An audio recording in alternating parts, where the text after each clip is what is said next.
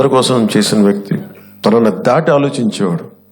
తన కుటుంబం కాదు, ఇది నా కుటుంబం అని జగమంతా తన కుటుంబం అనుకున్న మహానుభావుడాను. తనను దాటి ఆలోచిస్తేనే మహానాయకుడు అవుతాడు.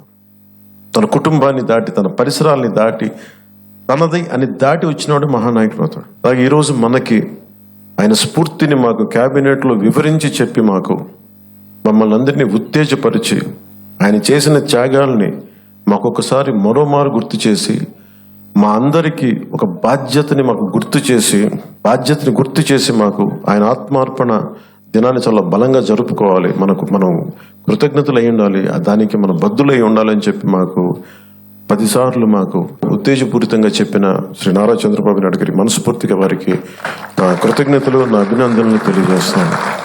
ఎందుకంటే కంటిన్యూటీ ఆఫ్ మెమరీ లేకపోతే ఏమైపోతుందంటే తల్లిదండ్రులు కూడా మర్చిపోతాం మనం.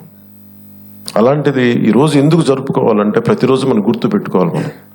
నేను ఈరోజు అన్నం తింటున్నాను, నేను ఒక పదవి వచ్చింది, నేను ఒక ఉద్యోగం చేస్తున్నాను, భాషా ప్రయుక్త రాష్ట్రాలు వచ్చినాయి అంటే ఆయన బలిదానం వల్ల.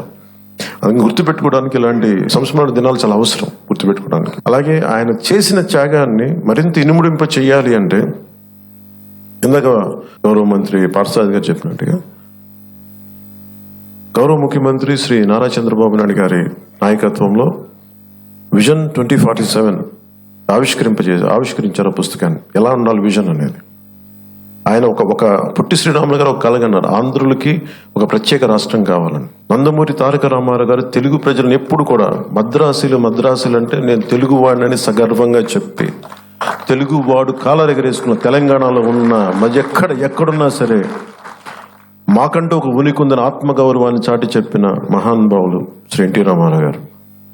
అలాగే చంద్రబాబు నాయుడు గారు మనం చెప్పాను, ఒక పార్టీని నడుపుతూ ఎంత కష్టం నేను చెప్తా ఉన్నాను. ఆయన మనొకటి సభలో చెప్పాను, చాలా కష్టం ఒక పార్టీని నడపడం. ఒక 5 కోట్ల మంది, ఇన్ని కోట్ల మంది ప్రజల తాలూకు జీవితాన్ని నిర్దేశించే పాలసీలు తీసుకురావడం చాలా కష్టం, కంకణబద్దులై ముందుకు తీసుకెళ్ళడం కష్టం. అలాంటిది 2047కి ఎలా ఉండాలి రాష్ట్రం, అదొక డాక్యుమెంట్, అది ఒక దిశానిర్దేశం చేస్తుంది. ఇలాంటి అవకాశాలు ఉన్నాయి, ఎంత పెట్టుబడి పెట్టబోతున్నాం, లేదంటే మనం నేచర్ ఫార్మింగ్ ప్రకృతి వ్యవసాయం చేస్తున్నాం, లేదంటే ఇన్ని ఉద్యోగాలు కల్పించబోతున్నాం, లేదంటే ఇలాంటి మన టూరిజంలో ఇలాంటి ఆలోచనలు ఉన్నాయి. ఇవన్నీ ఏం చెప్తున్నాయి అంటే ఎవరైనా అందిపుచ్చుకోవచ్చు అని. దీనికి ఒక కులం లేదు, ఒక మతం లేదు, ఒక ప్రాంతం లేదు.